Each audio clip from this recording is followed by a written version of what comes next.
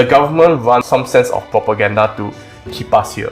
Singapore government boasts about certain things that other countries cannot compare. People just buy into the propaganda that this is how good Singapore is. And then when they want to leave out of Singapore, they are constantly aware of like how much better Singapore is. So they always want to come back. I have no proof for this, so I don't get cancelled about saying that. But just this sense where most Singaporeans can definitely leave Singapore. Like Singaporeans can go anywhere in the world and make it. But we seem to just choose to stay back in Singapore. Maybe it's like there's much more resistance to move lah. So mafan, you know. Yes. Our passport so strong. Having a strong passport means nothing cannot travel.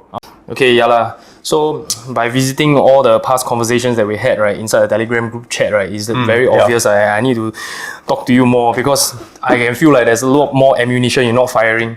So the first one, right, is like Maslow's hierarchy of needs, man. Oh my god, when you first mentioned that, right, I'm like, what the heck is that? I live like almost 35 years on this planet and I never really heard of it. I think it's like more like a philosophical thing, right? It's more towards what someone needs to be satisfied. Be satisfied in life. So like if I'm not wrong, Maslow's hierarchy of needs, the first base layer is just simple things like food, water, oxygen, oxygen, a place to stay, like just shelter in general. Right, and then after that you go on to the next few levels. I think I can't remember exactly. Would it be weird to? No lah, we can just Google lah. We're like super chill one. Okay. I was like hoping one day we can be so chill until we can you want food? You want? Yeah, let me just order.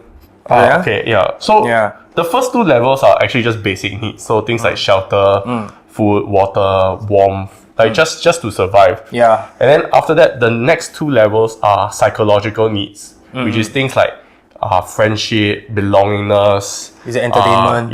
Community. It's not. I don't think it's not entertainment. It's more like actually self-fulfillment is the last level. But it's more things like what you need to feel good as a person. So like being part of like a CCA, being able to achieve stuff. It makes someone feel good. So that is like the psychological needs of it. And then the very last level is self-actualization. So it's things like being able to achieve your potential, being creative, just the very last level, being accepted, knowing your place in society, that kind of stuff.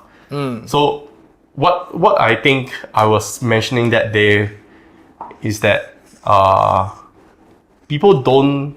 What did I mention that day? I have no idea, man. To look back. I need to look back. But like basically, level 1 is like physical needs. Level 2 is like psychological needs, and then level 3 is more like spiritual needs. You can split that. Yeah, spiritual needs is also one of that. Yeah, you can see it. We can look back at what it was maybe like talking something about whether people want to make money with music or something like that, right? Yes. Yeah. I mean, I remember writing just so many essays in there. Yeah. So, it's so much easier to search on a computer. Yeah. So basically, right, what I'm thinking about is about like the need to earn money to survive in the arts lah. So like for example, if I'm born rich, and then I have all my basic needs met already, and then right, I'm looking at the final level of Maslow's hierarchy of needs, which is like self-actualization. Correct? So like for example, right, you are poor and then you need to earn money and then you play cheesy music in order to survive as a DJ lah. And then I look down on you, haha, you are still doing basic shit. Hey, shouldn't you be like doing like some self-actualization? Right, so it's actually not a fair assessment of like the state of the arts lah, or the state of the person. I think that's the thing, which is a lot of people cannot be creative, right? It's because they are too worried about their own safety and their own needs in general. So like if you talk to a lot of Singaporeans, a lot of them are like, I worry about my food, I worry about my house to stay. It's always worrying about. It's still level 1. Yes, it's always still level 1. Yeah, I think that was what I was mentioning the other day. It was like everyone's always focused on level 1, but they never move up to the next level where it's like, hey, maybe I need to be part of a community. I need to be part of something to feel better in life. It's always the worry about food. Right. But do you think like this is like a legit claim? Like, are we in such a bad state that we are constantly having to worry about our next meal? I don't really think so, right? No. I don't think so. Like, on an average salary, right? Most people can live pretty okay. If you're full-time working adult, you shouldn't be so worried about like your next meal or whether or not costs will go up in the future, because in general you should be able to survive pretty well, or like at least survive normally on a regular working salary. Also, that's the other thing, which is I feel like a lot of Singaporeans they are obliged to spend socially. So for example, let's put it for example a wedding. Like everyone feels that they need to spend a lot on a wedding. Like they need to go to a banquet, they need to do a hotel wedding and all that. But in reality, a wedding is just a social construct that you can do however you want. I've told many of my friends, just spend like 2,000-3,000 on a bungalow, rent for like 2-3 days, and then you can just invite your friend over for the next 2-3 days, have party, have barbecue, hire down a buffet for like 3 days. Even The Rock, The Rock is like multi-millionaire, almost want to be billionaire. I think maybe billionaire, maybe soon. I guess so. His wedding is like maybe like 15 of his closest friend at the cliff of some place. That's super simple, and then you see the decoration also like super minimal one. Done. That is perfectly fine. 10-15 people done already. What? You don't have to spend money to impress people you don't like. Yeah, you don't like, exactly. I remember like my own cousin's wedding. It's like 200 over people. Do you know that many 200 people? Like, do you know that many people personally? It's hard. It's very hard. There's also the other thing where there's a saying that you can only form about 100 plus close relationships. I heard it was 60 but somewhere around that.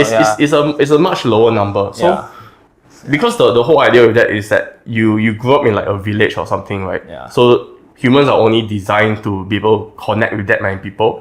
Any more than that, you start to lose connections, or like you don't have the time to understand people that deeply. Build deep connections. More like hi-bye friends lah. A lot of fair weather friends also. A lot of it is that. Correct. So that's why when Singaporeans complain, I don't have money, right? When you look at it, a lot of times it's because they feel like they have to spend more money than they should. Speaking about money, right? Both of us, we are not financial experts, so we can anyhow say anything we want to say, right? What do you think is like the monthly salary required to survive in Singapore? Like survive like bare minimum, It's like 1K a month possible? Because there is like some studies that I saw. Actually, you can just do a simple Google simple Google, right? And then they will say that the minimum you need is 5,000 per month per person to survive in Singapore. I think that's like a hugely exaggerated amount. Actually, here's the thing. So the weird thing is that it depends on whether or not you are renting in Singapore. Yes. So if you're renting in Singapore, obviously your cost goes up probably like 30-40% just to cover over the rent. But for me personally, even though I'm renting, I would say I only just started work a few years ago, so I'm still very early in my career. I'm making probably no more than like 2.4K a month. Plus rental. Holy it's still enough. Wait, but your rental is like what, one studio or like just a single room? So 3-room flat, you take one of the rooms. I just take one room, like the common room. Okay. It's not that bad. I'm not super struggling for food or for money. I manage my transport well. Like obviously if you're gonna take like taxi every day, it's expensive. Like even once a week is already expensive. You can get around anywhere by public transport. It's cheaper. That's why you can participate in level 2 of Maslow's hierarchy of Yes, exactly. So and then things like food, it's not that bad. But the thing is, I don't go out eat that much. I don't really eat at restaurants. I mostly just cook at home or eat local food. But the thing is, I love hawker food. Like I don't think going to restaurants. The hawker also inflation, Everybody inflation. But it's still cheaper than restaurants. No matter how you cut it, right? A $6 plate of char siu rice is still better than like a like a $20 bowl of like pasta. Yeah, that's true. You look at the hawker center, right? The price increase per quarter, right? Like they increased the price like 5%, 8%, 10%, 5%. Like, you know, it's like faster than our pay rise, you know. Yeah. Okay. So how do we like kind of like combat that? So people might not know this, but I came from a family of hawkers. So my parents opened up a Thai food shop for about 10 plus years, and throughout those whole 10 years, I've seen like different parts of the food increasing. Different part of the business, is it? Yes, all the different parts, all the costs go up slowly. And one of the things that will always kill every business is the rent. It's just purely the rent for the hawker. Makes up at least like 30, 50, 40, like depends on where you get up. Anywhere between 50 to 30%, even more maybe. So the one thing that always helped us was to find a way to get our rent cheaper. Because for example, the cost price of, let's say, a chicken thigh, like or kg of chicken thigh, went up from about 450. Like this is 1 kg is 450. 450 only. Oh damn! Yes, it is actually very cheap. Yeah. But that was like, I think like 10 years ago when we first started, we were searching for frozen food suppliers, and then it was only 450. And then now the cost price is about only $6, $7 maybe. After 10 years, actually not a lot increase. It's not a lot. But the problem is, once you add up everyone's cut, right, it gets more and more expensive. Yeah. So if you were to see like a most common thing is like Western food, your chicken cutlet, chicken chop, it's like $9, $10 now, right? Yeah.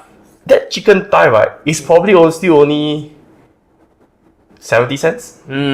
Yes. The fries maybe also like another 70 cents. 10, 30, 40 cents only. Your baked beans, everything is probably like only still 10, 20 cents. So the food cost itself is probably only maybe $3 at most. Alright. Right? And then the rest, right, is just the overhead of everything else. Rent, pay, salary. Yes, rent, pay, salary, everything. So it is actually, the food cost is not expensive. It's everything else to sustain. Yeah, last week I was speaking to Jace, and then we were saying that, okay, so now you earn a lot of money from content creation, so how are you going to invest it? Oh, straight away invest in property. Property is the only thing that won't depreciate. Yeah. And eventually when property becomes so expensive and nobody can stay in Singapore, right, I foresee that it's going to become something like a New York housing crisis where the rich, right, will just buy condos and leave it empty. This is also similar to Hong Kong. Is it? Yeah. It's almost similar to Hong Kong. Hong Kong is also facing the same issue.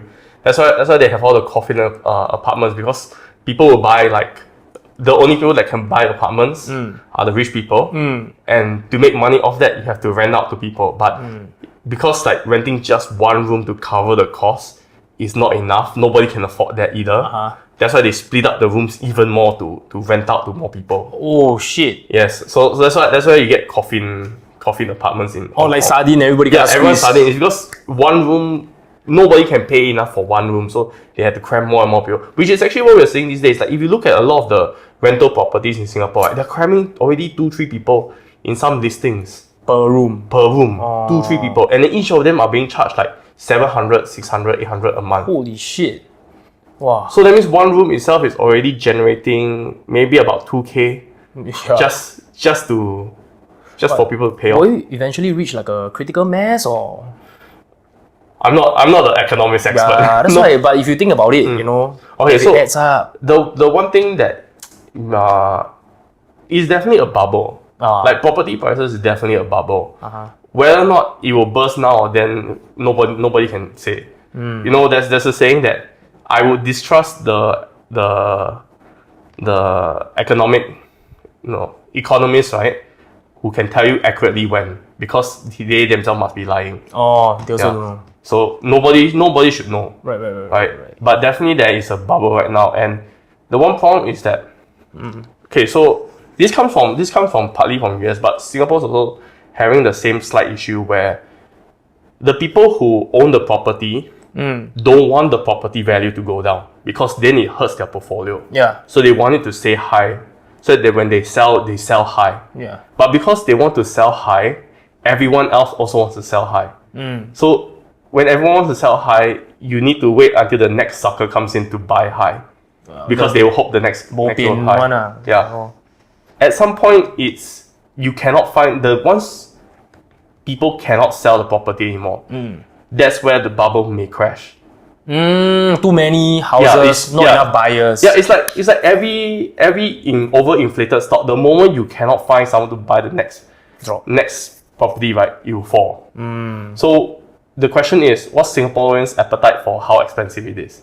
I think it will happen, right, when it's so expensive that Singaporeans can't even stay in Singapore anymore, and more than half of them kind of forced to move away, maybe all stay in JB or whatever, right? Actually, that's the thing, because most Singaporeans are still staying with their parents. They all rely on BTO to tide through. Yeah, to tide through. They rely on the grants, everything, Yeah. to tide through so that they can get a house. Yeah. So buying a house in Singapore is actually never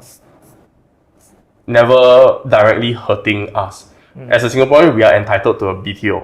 Apparently, we are kind of entitled to one. If you get married or 35 and above but then the prices are also still going up. So the thing is also, I mean, there's a whole debate on like BTO prices. Why is it so expensive? Then the Singapore government is just using grants to cover over. That one, no idea what the government is going to do about that. Yeah. They should bring the price down, because they know that if it continues to rise, there's a certain limit where Singaporeans really just cannot afford it anymore. So that's where the housing market will crash, because people just cannot afford it anymore, even from the government. So, but we won't know when would that be. Yeah, and with so many like foreign talents, right, moving in, like, destabilization of the whole entire Switzerland, and then people like James Dyson, people like Gong Li, people like Jackie Chan, people like Jet Li, all changing citizenship to Singaporean, Oh yeah. And James Dyson, I think he stayed in one of the most expensive penthouse at Tanjong Pagar. I think like $42 million. What the? Every time I come to Tanjong Pagar, I will look up and see his penthouse. Like, man, that's like 42 million above my head. It's like 3 stories penthouse. Yeah, so with more and more wealth coming into Singapore, and then it's definitely gonna rise all the prices. Whether I think to a point that maybe the government cannot even control also. I mean, this is probably similar to the concept gentrification, I think. Oh. Yeah, like where people. So let's say you have a poor neighborhood, right? Okay, the basic concept of gentrification is you have a poor neighborhood. Yeah. You have rich people come in, think this neighborhood is very quaint, very nice. So they buy out property and they develop it. Okay. And then once they develop it, right, the price goes up. But the people that rely on the low prices, right, are pushed up because they no longer can afford to stay there. Yeah. So what happens is that then they move out, and then the whole place just becomes full of rich people. So yeah, the property prices all go up. Everyone, it seems like people who stay there have gotten more richer, but it's not true. It's just all the poor people just got pushed out. And it's actually a issue that you see in a lot of countries where people who rely on low prices to survive are just being pushed out of places to the point where they can no longer work in the places that they live at. So I think like a similar case would be things like ski resorts town in US, where because everyone bought houses there for Airbnb, because renting out to Airbnb people is more, you earn more money. The people who are working in that area to maintain the maintain things like your Starbucks, your grocery shops, everything, can no longer stay there because the rent has gone up so much. So people are now forced to travel about an hour, 2 hours away just to work in that area. And the prices will go up there. Yeah, actually not the price will go up there. The price in there will just all go up. Yeah. So then what happens is that everyone will go, and then the town will just die. Because nobody can actually stay there anymore. So then nobody can service the place. Yeah, nobody can service the place. And actually that's the thing that I worry about in Singapore. That's the bubble burst. Yeah, that's when the bubble burst, which is eventually there will be a point where Singaporeans cannot stay in Singapore, but we have nowhere to go. Yeah. So we all will just suffer because we have nowhere to go. Wow, damn, so bleak, man. Yeah, I mean, but I don't think the government will let it fall to that point, because the government's most important asset is us. Yeah, the people. They still need Singaporeans to be in Singapore. Yeah. Right. So it's also like a whole thing where I think I personally feel, this is just my opinion, that the government runs some sense of propaganda to keep us here. Example? Like, what? Loyalty to country. Yeah, it's just a loyalty to country. So things like, saying Singapore is super safe, but in reality, anyone who has ever worked in the police force, like you ask any NSF, Singapore is not that safe. I mean, it is safe compared to most countries, but it's not like completely crime free. You know, so Singapore government boasts about certain things that other countries cannot compare, and then people just buy into the propaganda that this is how good Singapore is, and then when they want to leave out of Singapore, they are constantly aware of like how much better Singapore is, so they always want to come back. Right? I have no proof for this, so I don't get cancelled about saying that. But there's just this sense where most Singaporeans can definitely leave Singapore. Like Singaporeans can go anywhere in the world and make it. Yeah. But we seem to just choose to stay back in Singapore. Maybe it's like there's much more resistance to move lah. So mafan, you know. Yes. Our passport so strong. Yeah, that's another thing. But then again, having a strong passport means nothing cannot travel. Yeah. Makes sense. Yeah. So, do you think that it's possible? Because looking at all the money things, right? Do you think it's possible to still make money in music? Because yesterday I actually saw this post, right? Okay, so I work in the airlines, and then I'm quite shocked by how the airlines financials work. So apparently, right, airlines they make a loss, right, per mile per passenger they fly. So every time they on the engine, they lose money. Every time they don't on the engine, they also lose money. So technically, the whole entire airline business, right, is so competitive. Your price low, I lower, everybody lower, right? Until everybody starting to make a loss. But then overall, they still net billions of dollars of profit, all from their frequent flyer program. Yes. Right. Yeah, so do you think that it's possible to still make money in the music industry, or we have to create our own frequent flyer program in order to monetize our own music? Because you look at Spotify, you know, they're not gonna let you monetize unless you have like 1,000 views minimum. It gets you 90% of people. My view on this is, it's just, you definitely can monetize anywhere. But the thing is, you need people to believe that there is value in that. So, for example, there's a saying where on YouTube, right, there is no such thing as too niche, because there's always someone willing to watch it. Okay. So, for example, I watched recently a 4.5-hour video on the problems with Star Wars. I will definitely watch something like that.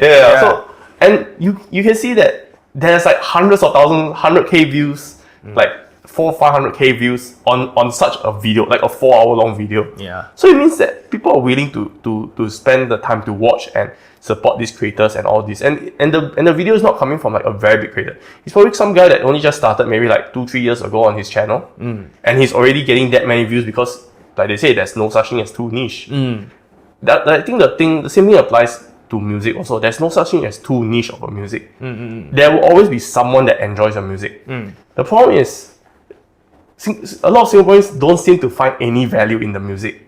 There is no value to them apparently. Like I don't know how to describe it, but like when you come to a new person and ask them, hey, have you heard of what's new release? Yeah, this new release. They don't care. To them, it's not my problem. And maybe it ties back down to the practicality of a lot of Singaporeans, where they're only focused on surviving in Singapore. I just want to live here. I've got a lot of expenses already. Get married and throw my 200 pax wedding. So to them, they don't seem to value anything else beyond work and survive. Yeah. So the thing is, you need people. The moment people start valuing like new releases, like Singaporean artists, like, oh, this Singaporean artist released this new beat I really enjoy. I really want to like hear more of him. Then the artist will survive because people are willing to support. You know. So you came from a hawker background, right? Would you say that like, you know, earning as a hawker is, you know, because typically what we all know is earning as a hawker is difficult. But do you think being a music producer is more difficult than being a hawker? Actually, yes. Right. So, okay, here's the Because funny you thing. don't need people to believe whether your product. Yeah. I mean, People need food, what? People need food, what? you have to make it nice. You have to make it at least nice. Yeah. But actually, the thing is, earning as a hawker earns a lot more than being an office worker. Oh. Yes, you earn a lot of money as a hawker. Oh. If your business can, as a hawker, right, if you can last more than 5 years and you have a consistent stream of customers, like regular customers, your average earning, right, is probably like at least more than twice of like your average median pay. So after deductibles, After everything, you deduct per everything month, properly. everybody I mean, that means like you pay all your worker already, yeah. So the boss himself, maybe like 10k, 20k. Yeah, you can easily make 10k as a hawker if you're that kind of hawker where every lunchtime you're packed, you have people queuing up all the time. Yeah. You can make 10k. Oh. But the thing is just most people don't achieve that high as a hawker. I don't want to brag a bit, but like that was how good my parents' store was. During lunchtime we had like our queue went up to like 20-30 minutes constantly For 10 years. 10 years. Whoa. And it took a very long time to reach to that point also. But then, are you still doing it? No, we're not doing it Die anymore. already, Yeah. Oh. It's probably because of COVID. Oh, okay. So ever since COVID, COVID actually is the thing that killed us because we couldn't stay through COVID.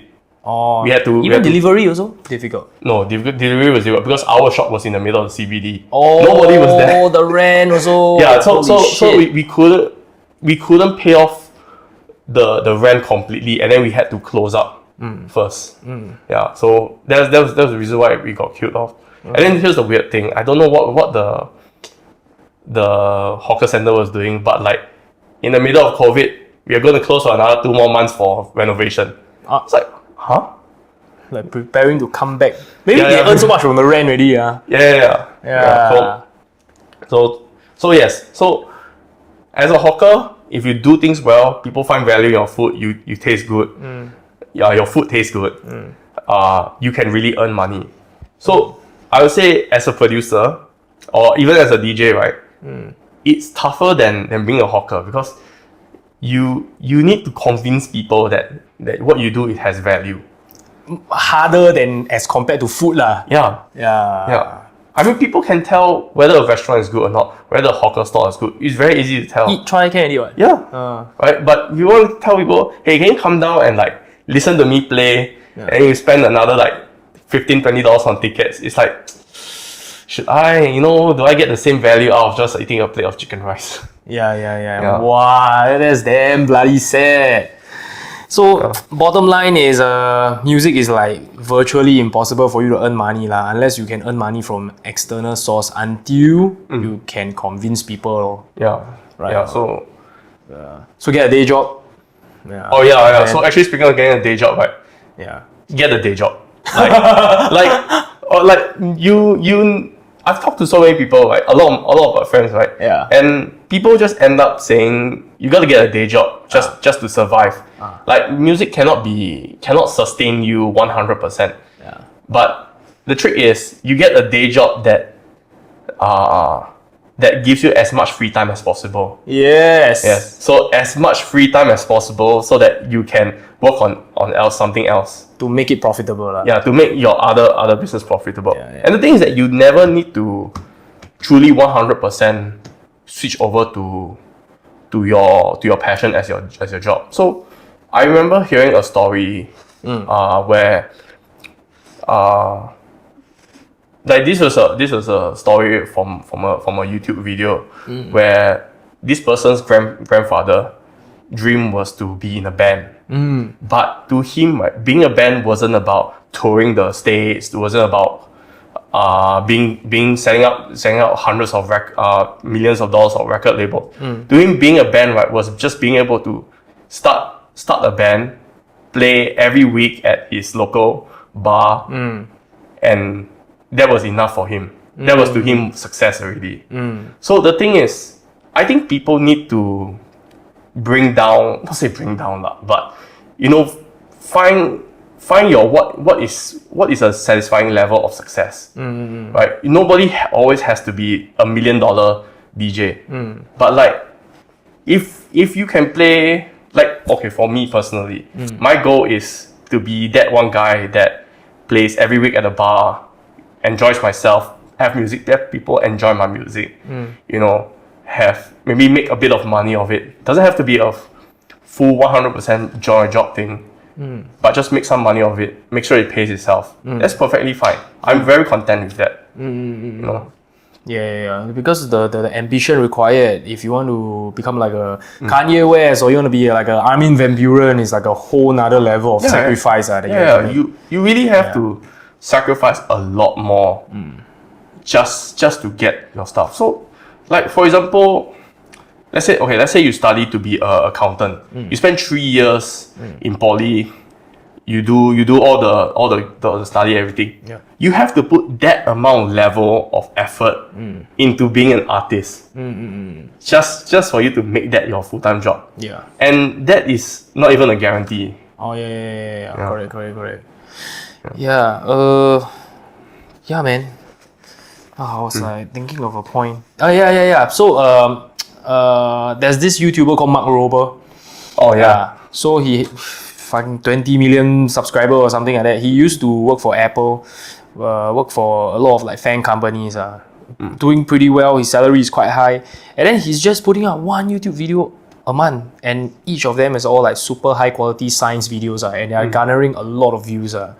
And he don't see the reason why he need to leave his day job. Yeah. And when he has 10 million subscribers, he still never think about leaving his day job, you know.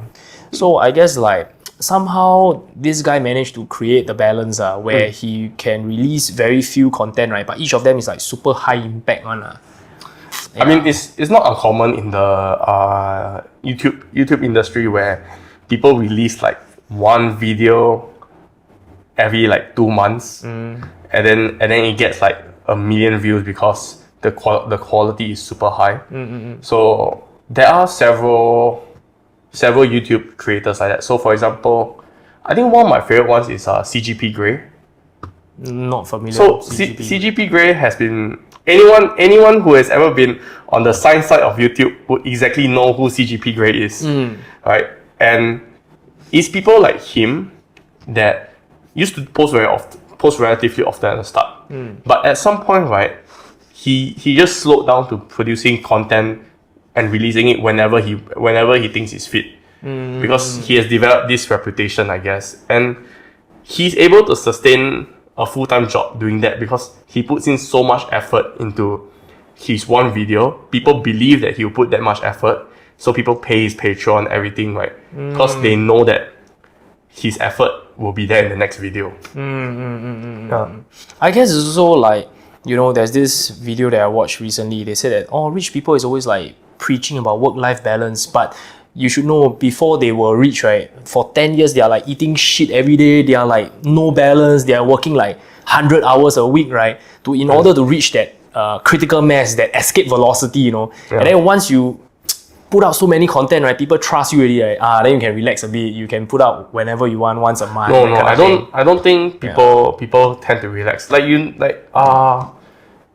I'm pretty sure this year or like the end of this year, you know, there was the mass exodus of YouTubers who decide to quit their job. Quit YouTube. Yeah, quit YouTube. Yeah. Right? A lot of them were talking about how they have been so successful, right? But they have been spending like every day of their lives just constantly thinking about making YouTube. Yeah. And then they finally just want to stop. Yeah. Yeah. So there is a sense of like exit velocity, but I don't think most people will be able to achieve that. Like you kind of have to be more realistic with yourself. Like, you doing all this, right? It is not that you will retire early, but it can help you along the way to proper retirement. So it's not like you have to grind like your 9 to 5. Your actually nowadays is like what 8 to 6. Your 8 to 6 job every day, and then hopefully you retire. But like you can have multiple ways of earning income, so that you retire as per normal, but you're not completely soul crushed doing it. Okay. Yeah. So there's no reason to think that you should be able to retire early all the time. But like having more than one way to earn money to retirement makes working towards retirement not that tiring. Yeah. Safer also, smarter. And then things like multiple income streams. I think people should stop thinking that everyone can retire early. But find a job you like. Yeah, just find a job you like. Find something else you also like, and just do it. There's no reason to be super rich all the time. Yeah. You can enjoy your life with a pretty decent income. Yeah. And speaking of income, what happens when major artists like Taylor Swift? What happens when a major artist like Taylor Swift goes indie? This is like the record label's cash cow is gone, right? The whole entire same scenario with like I think Michael Jackson or something like that.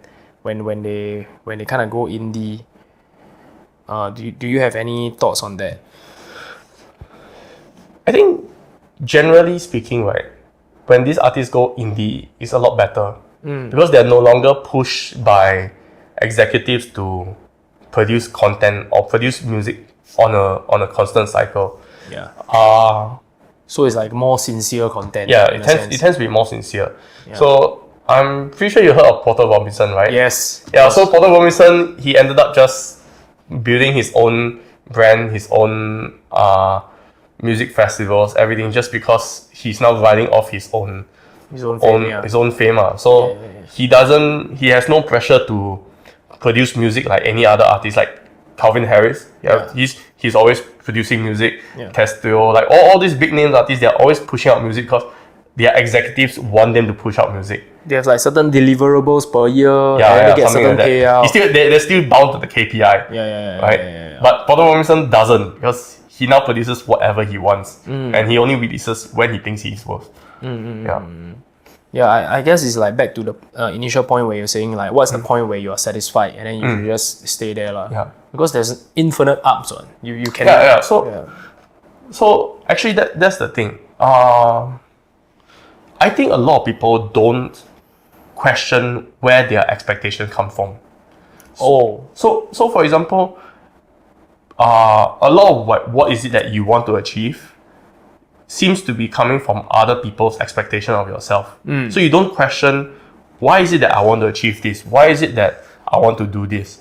Your expectations can be both conscious and unconscious.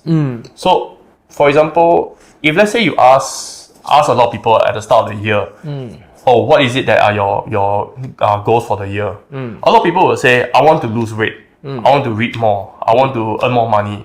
Then the thing is, people don't question why is it that you want to lose weight. Because everyone just says, I want to lose weight because that's the right thing to say. So once you go down deeper and deeper into asking yourself really why is it that people want to lose weight, right? Some people will come to a conclusion that the only reason why they say that is because everyone else also says that. So actually maybe you don't really need to lose weight. There's no reason for you to lose weight this year. You only say it because other people say it. So people don't question. So once you start questioning your expectations of yourself, right, you start to have a much clearer mind of exactly what is it you want to achieve in life. And I think that comes down to also a lot of things in life, like why is it that you want to earn more money? What is it that exactly you're earning that money for? Like, can you do without the money and be satisfied in life? Makes a lot of sense, because like in my own personal journey also, when I first started out DJing, I'm just like, I like to DJ, but then eventually to DJ at bigger places, you need to do more stuff, you need to post on social media, you need to do like turntablism or whatever, right? And then after like 10 years, 15 years of doing all this, right, I start to question myself, like, why am I doing all this? Is all this like necessary? Like stuff like turntablism, where I used to take it so seriously, right? It's like slowly starting to lose a lot of meaning for me already. And then eventually I found out, when I did a lot of soul searching, it's like, okay, first I need to have enough money to support everybody, like my family and myself, so that we can get out of level 1 of that whole Maslow's hierarchy of needs, right? So that I can thoroughly enjoy level 2. And then eventually level 2 is like, to grow the scene, to grow the community. But I cannot do that unless I have taken care of myself. Yeah, exactly. You know, it's like the same as the plane announcement. Please put the oxygen mask for yourself before attending to the kid, you know? Yeah, it's the same thing lah. Yeah. So I guess like everybody gotta ask themselves this question, what are they struggling for? Because if they don't have the answers to certain things, right, then they might not need to, you know, pick your struggles, or you don't have to struggle every single thing, right? Yeah. And then once you kind of have more bandwidth, you can actually do more related things, and also things that can like benefit yourself and society lah. Because once you you know, unless you are like born inherently a selfish person, I would say that once you satisfy your own needs, right, you are most likely gonna help other people. Exactly. It's like you finish main quest, just do side quest now, you know. That kind Actually, of I think that's where a lot of like people who have midlife crisis come from, because they never ask themselves what is it that they actually want, or they never explore their own needs as a person. They just simply take on the needs of others and use it as their own goal. And maybe actually that ties in all the way back to why Singapore doesn't value anything else. Parents' expectations. Yeah, as all parents' expectations, you know, they internalize their parents' expectation very deeply, and like parents are always concerned that you never eat enough, you won't get a job, you won't be successful in life. There's all these like typical parent expectation. Your relative more successful than you. Yeah, exactly. So it gets internalized very deeply, and then they're only ever concerned with their own basic needs, as their basic needs to be more than others, or better than others. So they internalize this, but they never ask themselves why is it that they must eat better than others or do all that. So once they question, right, maybe that's when they can finally move up, where they get rid of those expectations of others on themselves. Then it's like a more freeing. And then you are like less bogged down by the requirements of the day to day, and then you can truly do what you want and excel. Exactly. So it is enlightening, actually. Because at the end of the day, is, you know, we want people to enjoy new music that we produce every day, but we cannot do that unless we tackle the source, you know. Oftentimes I always say that, is it people cannot enjoy new kind of music? Is it because in Singapore we don't have consumables? You know, because the only consumable we have is like alcohol. But overseas got like so many different kind of thing, right? That's why they can like enjoy that kind of music. But I don't think so. Like so many people in Singapore that don't take the drugs, right? We still love like techno music, we still love house music, that kind of thing. So I think it's really about like that mindset thing. So growing the scene is not just like a one size fit all. There's so many angles that we need to target. We need to target about like country restrictions, expectation on self, you know, a mindset. And if we can kind of like enlighten anybody that watch this regarding any self-imposed limitation that they have on themselves, I think it will benefit all of us as like music producers or art creators, for the masses to be able to be more open-minded and accepting. I mean, I think even artists themselves need to ask, what is it exactly you want to achieve with your music? Now, what is it that your final goal? What actually makes you satisfied?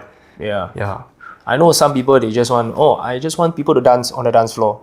But some people is like, I want you to feel this certain emotion, you know. It's like it's something like more deep, and then I don't think these people can have KPI to bong them down. You say that, hey, you must produce 4 songs a month, die. They cannot come up with that level of like intensity of the emotional expression, right?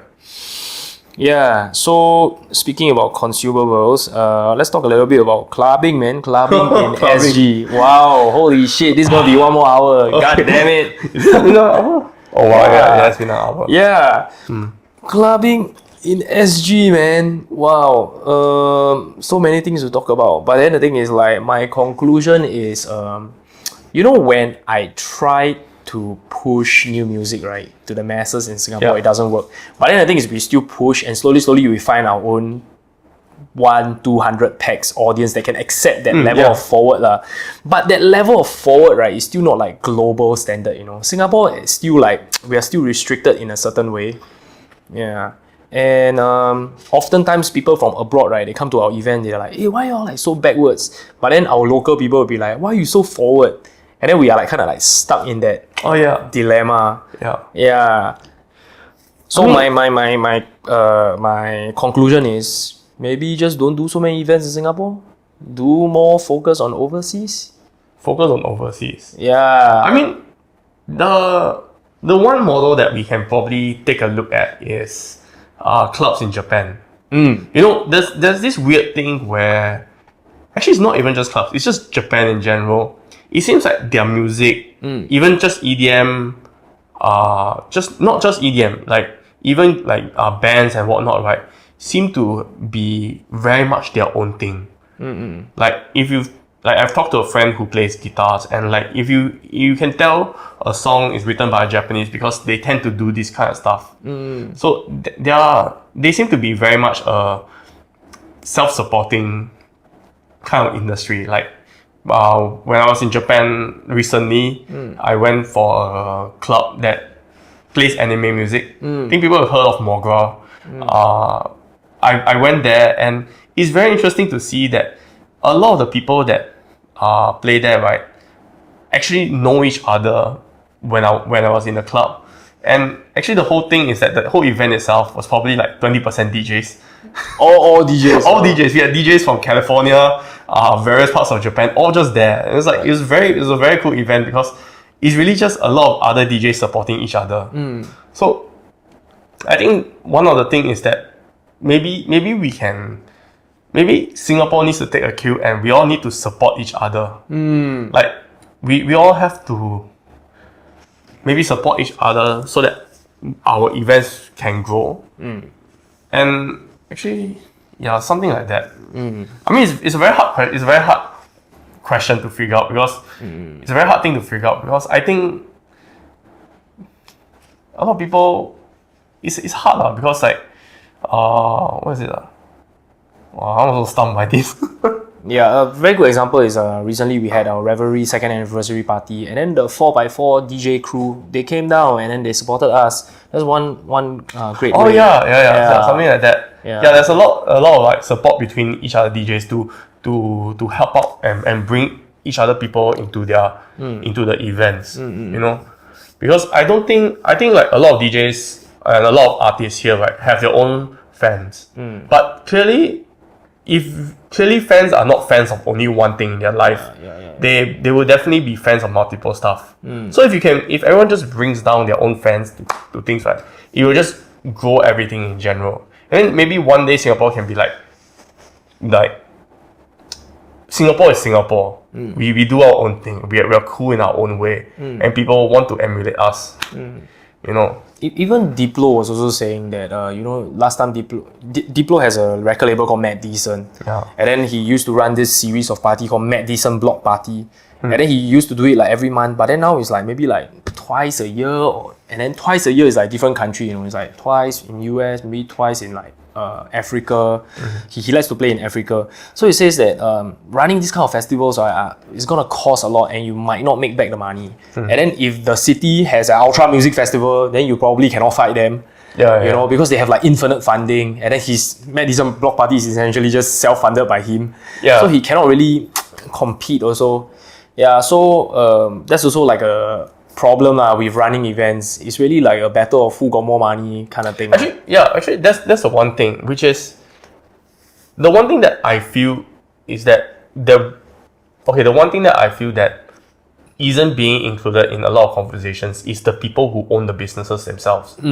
Like the thing I've always said is that you cannot grow a voice if you have no platform. But the platforms all want you to have a voice before you go onto their platform. So that's the one of the hardest things is just getting business owners to be willing to lose some money to bring more people in. You know, it's like we cannot bring more people who are willing to spend money in this industry if you're not willing to put the money in to bring all these people in, so that they will bring the money in again. You know, it's a chicken and egg thing where if you don't cultivate the culture for it, you don't earn from the culture anymore because the culture will just die. Yep, we need to let all the club owners know. Yeah. But then the thing is, that's the problem happens when you are a big entity and you have a lot of shareholders and you have the idea, right? But the rest of the money don't own by you. It's the shareholders pump in. Yes. And then the shareholders are not so, they don't care about the culture. They give you money so that they can earn back the money. So it's also about how you choose the shareholders also very important. Yeah, that's what. Yeah, I think that's also part of it. Because clearly speaking, right, if let's say the next day Singapore club culture just totally dies, nobody thinks clubbing is worth it anymore. Yeah. Every club owner will just have no more money to earn. They have them nothing to earn anymore because nobody values the culture anymore. So I think one of the key ways is that we have to convince not just Singaporeans, but maybe convince the shareholders, the club owners that you cannot let this culture die because the moment it dies, right, you have nothing left to earn. Yeah. And you know, I always tell club owners that you know, if you want to earn money, just be an investment banker or be a lawyer, be a doctor. Why open a club of all things? You know, if you just want to focus on earning money, right? Yeah. So clubbing is a lot about like culture and how like people like Lincoln Cheng managed to create Zouk back in the 90s, right? All the way to become a successful brand with such longevity is because he's willing to support the culture. Hey, never mind, lose money, never mind, it's okay. Hey, you want to use my studio? Just use Future. Let you use, you know, then you support the culture, then you know, you become like a big artist, successful artist, and then you give back to the scene. That's how it works. Yeah, so like if all the DJs support each other, the moment one get big, we would give back to the community that helped us get big. Right? I remember telling somebody this, like an old DJ, this, and then the old DJ is saying to me, right, this is wishful thinking. Because you help other people, they might not help you back.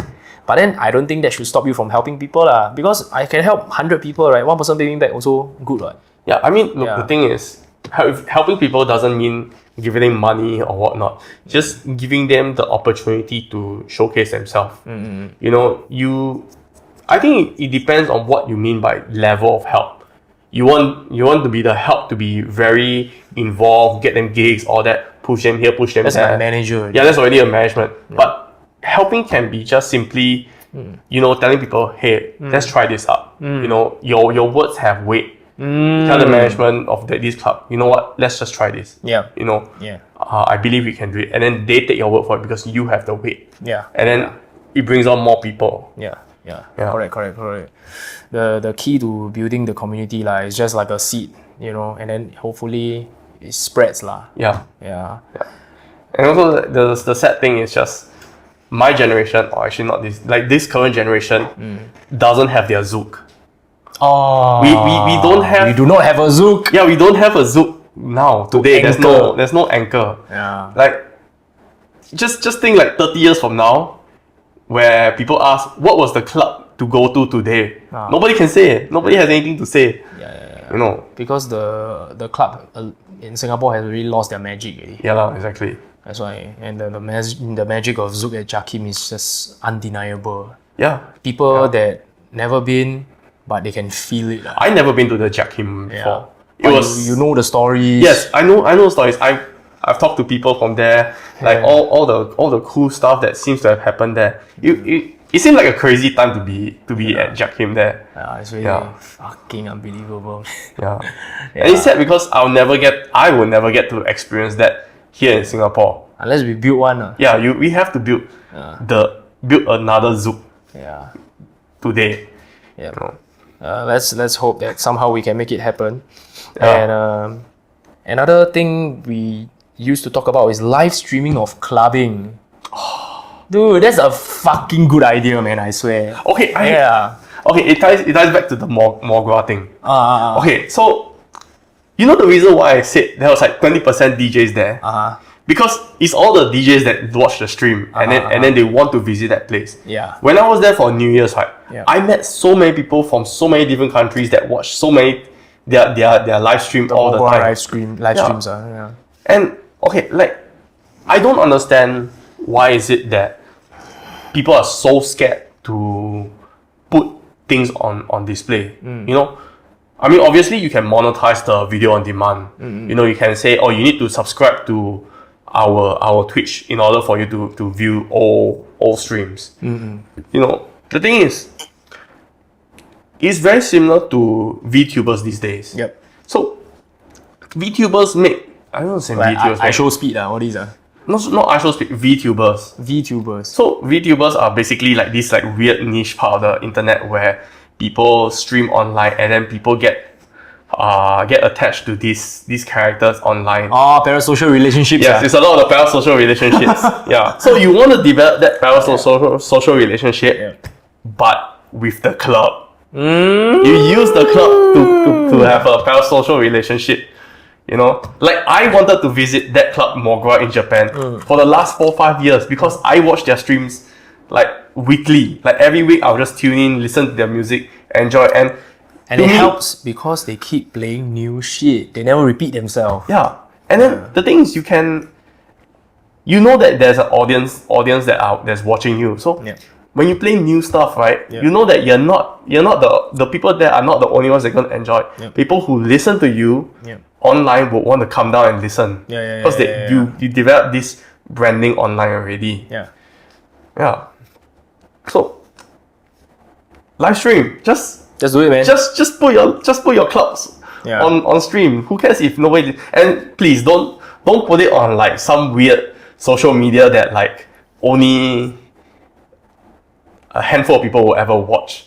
Dude, actually, right? Just put it on Twitch. It's not that expensive. There's actually a genius idea, you know. There's this guy, right, who's a math tuition teacher, right? Then he put his video on like Pornhub or something. Oh yeah. Then everybody, when they're searching porn, and they see this guy teaching math, yeah, like, oh shit! The hell, man. I mean, why not lah? Like, just like the most simplest is, okay, now YouTube does live streaming, right? Just put it on. Put it on YouTube. Yeah. You know, hire. Telegram also can live stream me. Yeah. But Telegram has not that big of a worldwide reach. Worldwide, but I mean, but when you talk about clubs, they are mainly, you know, getting the local people to earn money, right? The immediate cash, the short-term money, Yeah. But see, that's the thing. Yeah. If you can develop yourself as like the place that people want to go, global brand. Yes. Like the thing is, you need to be a global brand. Like we need to be more global, like globally focused. The locals, I mean, we need to care about the locals, but at the same time, locals will not push you any further. You know, if you can develop yourself as a place that if I visit Singapore, I have to come here. I want to be this place. I want to be at this place. You know, I'm in context with, actually not in context. Like I have various Facebook groups of like travelers who visit different countries, and one of the hardest things that when people ask me, what's there to do in Singapore nightlife? I don't really have an answer for that. I can tell them go Zouk, but Zouk isn't open on a Thursday night. You know, there's nothing that much to do. If I tell them some random bar, right, like down in Clarke Quay, or like some Siam Tiu, you know, not many people will enjoy that. You know, but when you talk to other people, what's there to do in Tokyo? Well, I tell you, there is a list of clubs that people just say you have to go, you have to do this or that. You know, and that's because those clubs have international appeal. Yeah, we should have like a Michelin tier system. You know, I love the way they describe the Michelin stars. Like 3 Michelin stars is like worth an extraordinary journey or something like that. You know, like wow, travel them far, very hard to go, but it's still worth it. So I think if clubs have something like that, right, beyond the DJ Mag Top 100, right? I guess that would be like amazing. Yeah. So another thing that I see that is coming up is K-pop music. I hate to say this, man. I used to think K-pop is super cheese, but dude, in recent days I start to respect K-pop a lot. So I mean, back in my like secondary school days, like you clearly can tell K-pop was like ripping off other songs. Like they wasn't doing anything interesting with the music. They were just simply picking up the beat, slapping on vocals, boom, you have a K-pop song. But nowadays K-pop is like coming into their own. They have found their footing. They have gone from just stealing beats and like using like basic, I think audio packs. No, basic sample packs. Basic sample packs to actually being unique in and of themselves. And they are like super trendy, you know, like latest release by the K-pop girl groups Le Seraphim, and then they have this song called Perfect Night. The day that it dropped, I was like, yo, this is gonna be fucking huge, because the background tune is like UK garage, and then on top of the K-pop vocals, shit, exactly. Like what the fuck, so forward, It has proven something that I've said before. K-pop vocals are amazing. It's just that they need to be placed on something better, something trending, something good. Like, look, anyone likes to listen to cute girls sing. You know, having cute girls sing with a sweet voice. Just look at like Japanese anime music. It bops. It's crazy. People love it. But that's also because the music behind is great. The vocals are amazing. The music is great. So K-pop seems to have realized that the vocals they have was always been good. They just needed something behind to help it push for more global appeal. So I don't know, man. Like you see, like here and there, got people do K-pop nights, right? But you don't really see much J-pop nights in Singapore, right?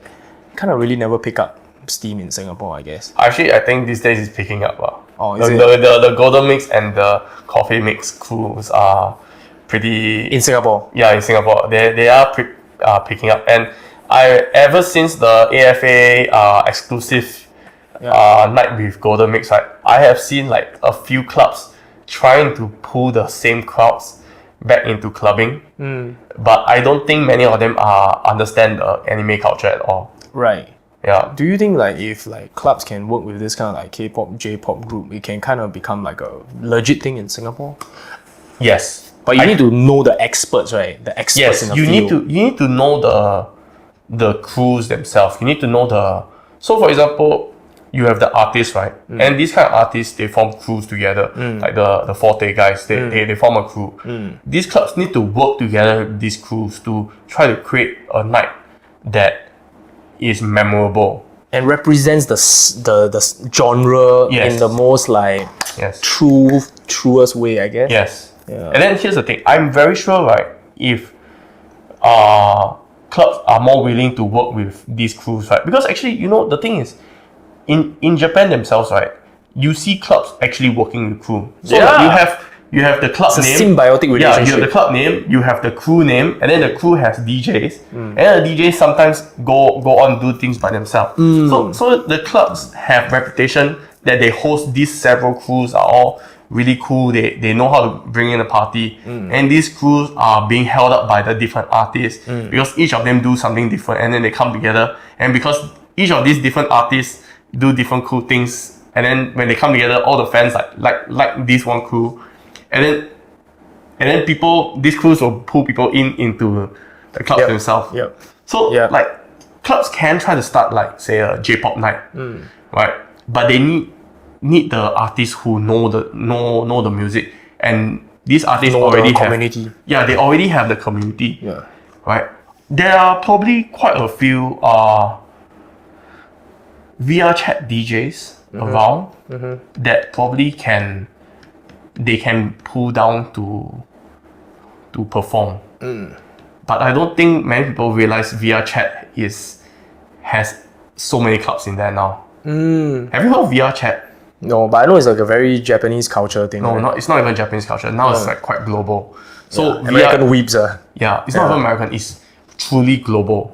So VR chat now, right, seems to be popping off quite hard, where they have clubs in VR chat. And then people do come now to listen to this VR chat. And then there are like multiple crews that are running just exclusively off VR chat. And you have fans and all that. And the thing is that if you're willing to, like, let's say, invite these crews down. Like I remember meeting one from California at Mogra. They ran a music label crew exclusively on VR chat. And it's like if you know this artist who know this artist, you can bring down the whole crew, and then you set up everything for them to perform in Singapore, and then you become that one place that is known.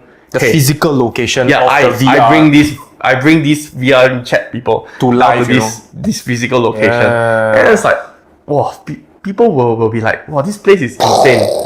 That means they know the scene, they know the culture, and they know the subculture. Yes. Wow. You are part of the culture now. That is truly worthy to be called the next Zouk at Jackie, man. Yeah, exactly. Yeah. Actually, maybe that's the thing. Like a lot of club owners, they don't see themselves as wanting to be part of the culture. Yeah, they just make money then go home already. Yeah. That's why it's simple. Yeah, so other than the clubbing culture, we also have something that happened in 2023, which is the SAG-AFTRA writers' strike. Okay. Yeah, very, very interesting because like I was like not very sure like what are they striking against, but I guess there's like a multitude of like things that they are like not happy with, right? Like namely like the AI regulation or something like that. So, I'm very much I don't know whether or not it will be. It is okay, feel free to cut this out. But I'm very much a person that is anti-capitalist. I'm very much unions to work. Singapore does not support unionization enough. All that kind of stuff. Very socialist. Singapore is very socialist. No, Singapore's not socialist. Not socialist, yeah. Right, but they do have socialist aspects. But they're not socialist enough to support like workers' right and all that, because to Singapore like the capitalist side of supporting business is more important than workers' rights in Singapore. Right? Is it because it is a very small country? No, it's just because Singapore cannot, not say cannot, but because back then when we were still a very new country, we couldn't afford to support workers' right, because they needed companies to come to support. Need MNCs to come in. Yeah, need MNCs come in and everything. Right, we need to be seen as a business hub. Right. But the thing is that it's just now that I heard a very good quote saying that what is it? The whole idea of Singapore has to be we just need a little bit more. Like how much is too much? Oh no, I cannot remember what I was saying. Is it something to do with salary? It's not to do with salary. It's that we give up our rights because we worry that we won't survive in the world. But at what point does it become too much? Or not enough? We are giving up too much. At what point does it become we are actually no longer desperate to survive? We can sustain ourselves. That's the thing that we haven't crossed over yet. Right. At what point can we just say, you know what, we are stable already, let's relax? Or actually better easier way to put across to Singaporeans, at what point does our reserves, right, become too much? When it becomes too much, right, then you're just saving for nothing. You're just making people suffer for no extra gain. You should rather just use the reserves so that people can relax a bit more. So that's the problem with Singapore's like economy and stuff. Yeah, I think it's still like tailored to that like 1960 something era. It's like the 1990s era where safe side gang, we are so worried that financial crash will just totally destroy our economy. But we have been through multiple economic crashes already, and then Singapore has been able to survive. So we need to pull back the drive to only expand or raise Singapore's economy and help the workers instead. Which is back to Maslow's hierarchy of needs. We're still stuck on level 1 as a country, I guess. Yeah. So the whole union thing is because so a very quick rundown is that a lot of the actors, writers and everyone, they earn what is called residual checks. So let's say you work on a production of like this show. Netflix show. Yeah, actually Netflix is the thing, but let's say we just go way back with traditional TV first. Or TV. Let's say you work on this TV drama. Every time they rerun the drama, you get paid actually. So a lot of writers and actors actually earn money off shows being rerun constantly. Yeah. So let's say if a very, very good show that constantly gets rerun, you can earn millions of it just being someone who the role, like the Fresh Prince. Yes. Yeah. You know, every time Fresh Prince gets run, Will Smith gets money actually. Yeah. So the thing is, when it comes to streaming, right, all the residual checks just disappear because they assume that they don't pay based off streaming. They pay based off, I put it on the stream, then per platform. Per platform, and then when it gets played once, you get paid, and then people can stream as much as they want, right?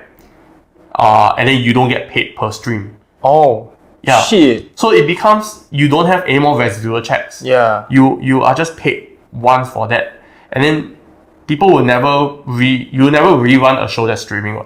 Right. Yeah. Right. So the problem was that the writers wanted to be paid every time it got streamed. More like YouTube. Yeah, more like YouTube. Like if your TV show or movie got viewed millions of times on Netflix, they want to be paid. Hence the writer's strike for 3 months. Strike. Yes. Yeah. People were like angry at like people like Robert Downey Jr. and Scarlett Johansson for not participating in the writer's strike or something. Yeah. But it's not their fault that they are billionaires. Yeah, because that's the thing. There's not enough class solidarity. There's not enough class consciousness for others. You know, even Singaporeans, I think we don't have that much class consciousness. You know, so things like we are not aware that other people they are working right.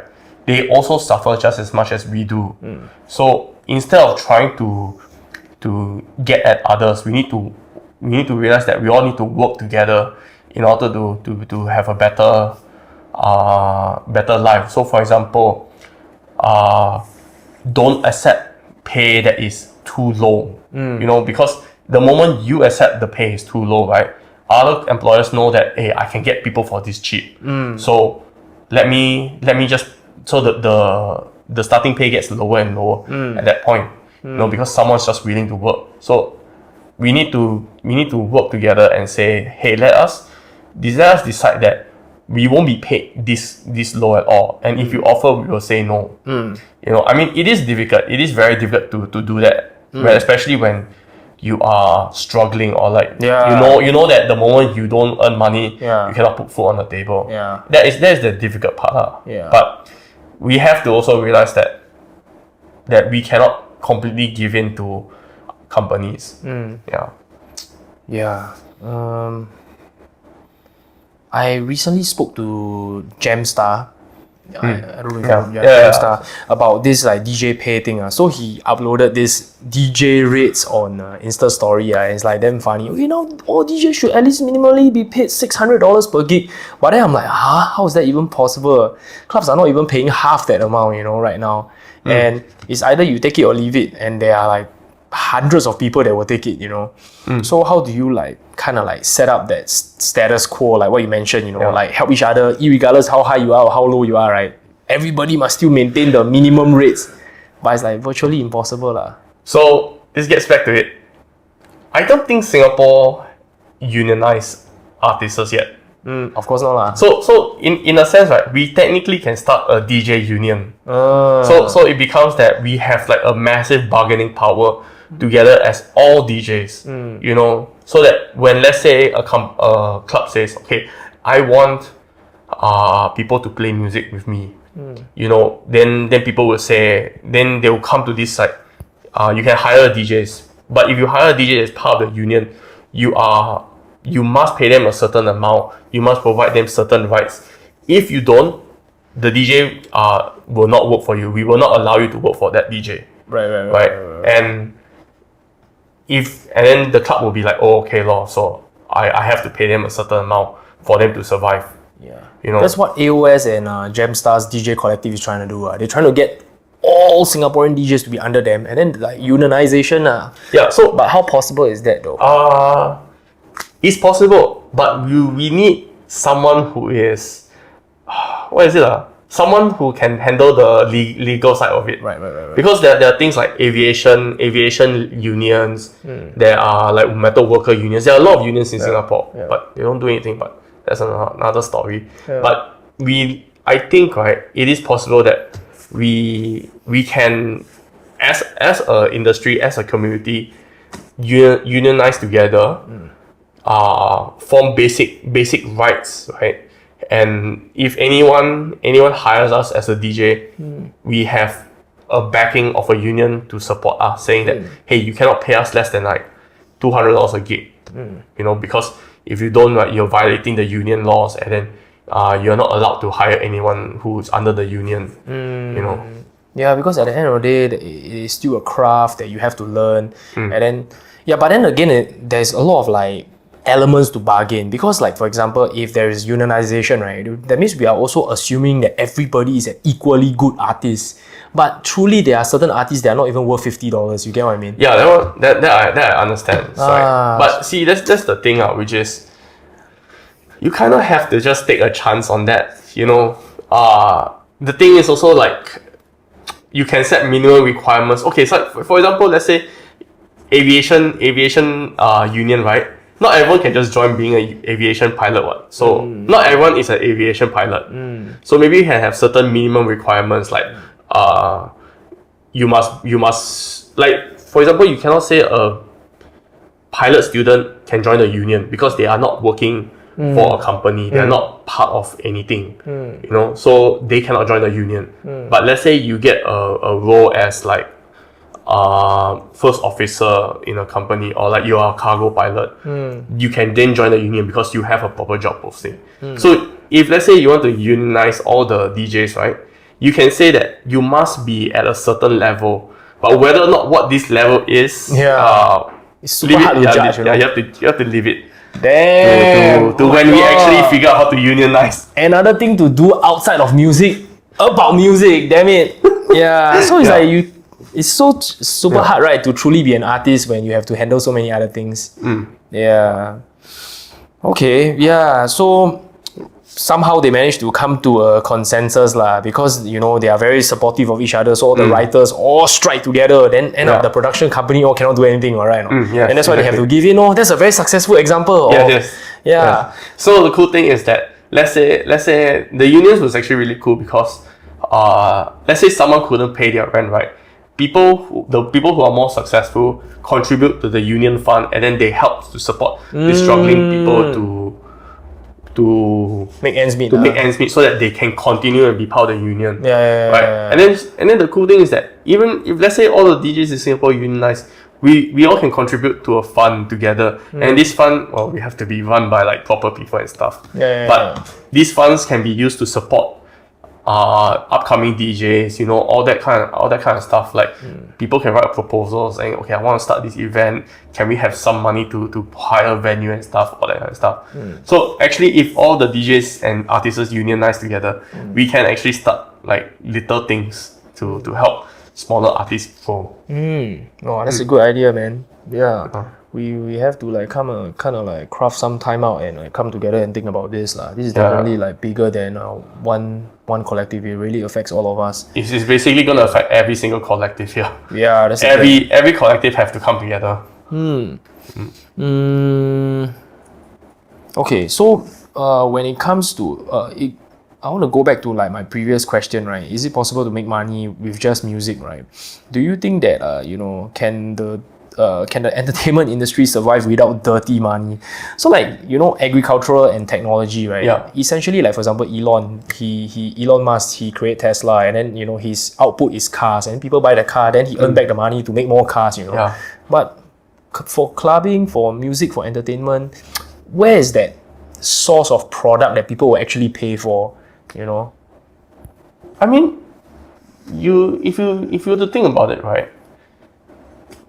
The whole like dirty money laundering in like samples and whatnot, all this like back end thing, like all does not need to exist so long as people enjoy what is being put out. You know, like you think about it, there's so much money flowing in and out of YouTube. There's so much money flowing out of like Twitch. You know, and people can survive just doing that.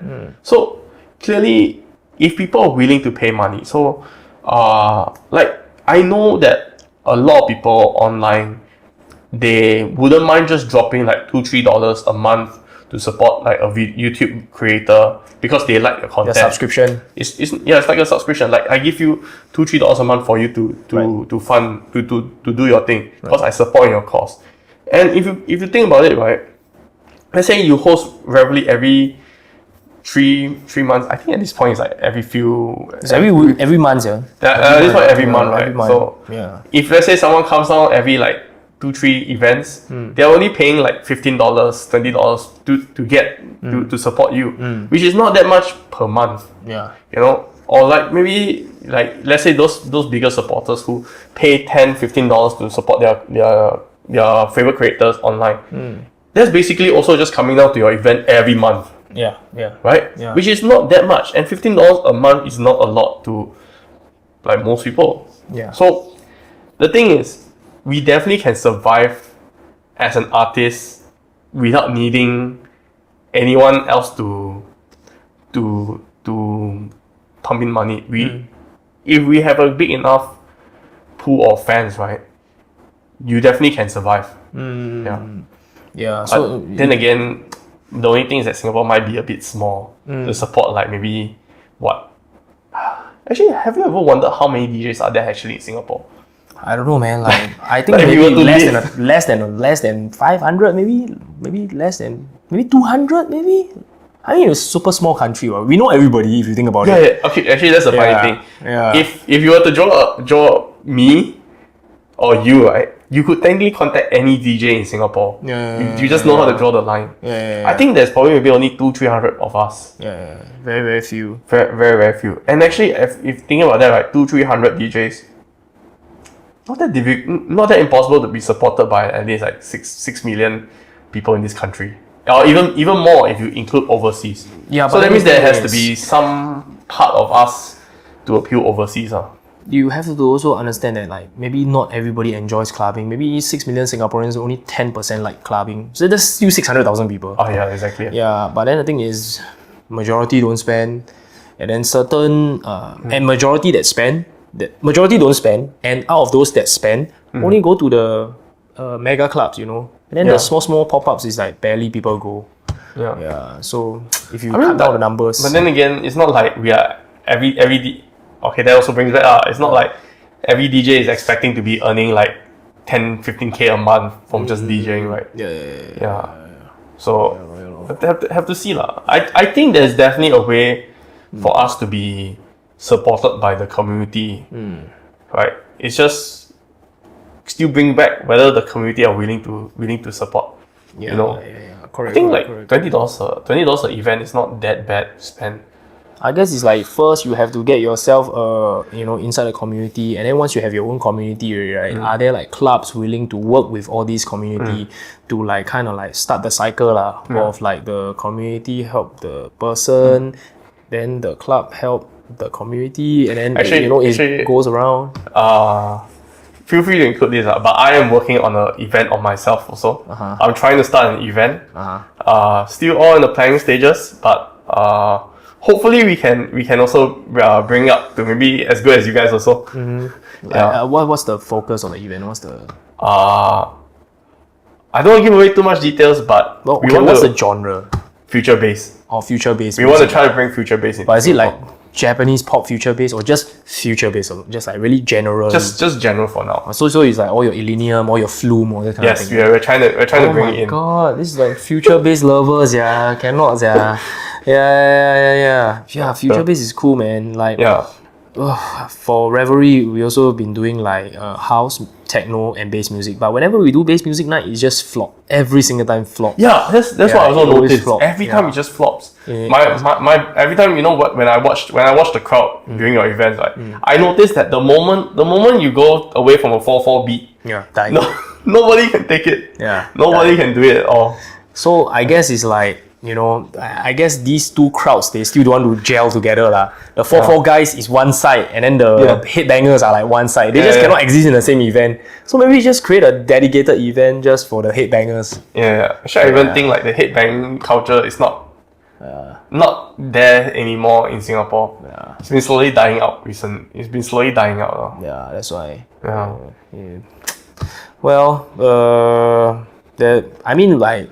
culture, subculture, subculture, you know. It is that you can only go so far before it's like, it doesn't make sense. There's also the other thing where people are no longer part of a subculture. So like if you ask people like, oh, okay, what music do they identify with, right? Not a lot of them go very deep anymore. Yeah, because like, everything is just like, hey, not interesting, scroll away, scroll. So like if you ask me, right, what subculture I'm part of, right, my love has always been dubstep. I'm forever deep into that subculture. I'll never leave it. It will always be part of my own identity. And not many people can say the same thing of their own subculture. You know, when you ask people, okay, so what is it music you listen to? It's always just I listen to this, I listen to that. You know, never I identify myself part of this. You know, I think that's also the problem where like a lot of the people who go to clubs, right? They don't understand. They're not part of the subculture similar to genres like big genres like rock music, or like shoegazing, hip hop. These people who are part of the culture who listen to this music are part of the culture. They dress the way. They dress. They listen. Yeah, it's all like the way they act, right? Or like the people they know. You know, people are not really part of the EDM subculture anymore. Now it's like every genre. Yeah, because it's TikTok. Right? Yeah, and also like it's very easy to just stay in one side of the genre. You could listen to you could listen to techno like every day and you never finish up techno. You never stop. You will never run out of stuff to listen to in techno. Yeah. So that's the problem. So people also don't intermingle anymore between cultures. And then when you try to create like a mixed night, right, then everybody confused. Because they don't know how to be open-minded. Back to the whole same point again. It's like the thinking lah. It's the thinking. Yeah, I guess like, you know, part of being a DJ is to like introduce new sounds. And I spoke to an artist manager. And you know, even though he's so supportive against, he's so supportive for introducing new sounds to the audience, right? But even he also know that introducing new sounds on a live event, right, it's like death. You know, people go to event, they just want to enjoy themselves. They don't want to learn new things, you know. So new things discovery is now all online already. Yeah, I think he also probably recognizes that people don't find new music in public anymore. It's all on like TikTok, all online, and then it's like you can just quickly scroll like through hundreds of songs. And then you can just listen to one, and then you somehow have things like AI algorithms now are infiltrating into our music. Like Spotify has AI DJs to cultivate. Like algorithms are now incredibly good at figuring out what exactly that you like. So you can just like go on YouTube, click a song, set as radio, and they will give you like 30 songs sound exactly the same. I don't say sound exactly the same, but all have the exact same vibe. It's not that good already. But for myself, like I guess I'm more like an attentive listener, and then when I hear two songs that sound the same, then I'm like, like the variance is no longer there. It feels like I'm being forced to listen to this kind of thing, and then I will like oftentimes have to like switch it myself. So I guess like most people are already like, you know, it's like background to them, alright. They don't really so consciously care about this kind of thing, and that's why they kind of brainwash slowly. I miss like the days where DJs would just put on a really cool track and the whole crowd just go, whoa, what is going on? Like what song is this? Like or like when the drop comes in, it's like, whoa, what the hell? You know, that's so good. You know, it's like you see those reels of like the drum and bass DJs in Bristol, right? They put on with like a fire verse, right? And then the whole crowd just go, oh yes, let's go. And then they switch up, and then like, I just want to see that in Singapore. I think the world is slowly losing this as we all become robotified. We are all like gonna take over by AI. I mean, but then again, the people who listen to drum and bass are very much into drum and bass. That's the serious the subculture is still there. But only in Europe, bro. Right. Right. It's actually not even Europe, it's just in UK. Oh, UK. UK only. Yeah, in Singapore we have like a D&B group, right? But it's like 20-30 people. It's like super small. And then, I met some of the DJs in those group. Not bad people. They are really cool actually. Yeah, but then the thing is like somehow you just didn't manage to spread the rest of the country. Yeah. But surprisingly, their events bring a lot of international expats in their events. Like you go there, right, you don't even see like a handful of Singaporeans. It's mostly all expats. Yeah. So it's quite interesting. So how do we get there globally? I guess there's a lot to look at lah. The whole entire conversation, unionization, our open-mindedness, our community working with the DJs, with the club owners and everything. Yeah. Everyone must come together. Yeah. Everyone must come together for the culture. Like I think at the end of it all, right, the whole point is to build the culture around that. Everyone plays a part in the culture, right? And if you have someone who is not willing to cooperate, it cannot grow. Yeah, correct.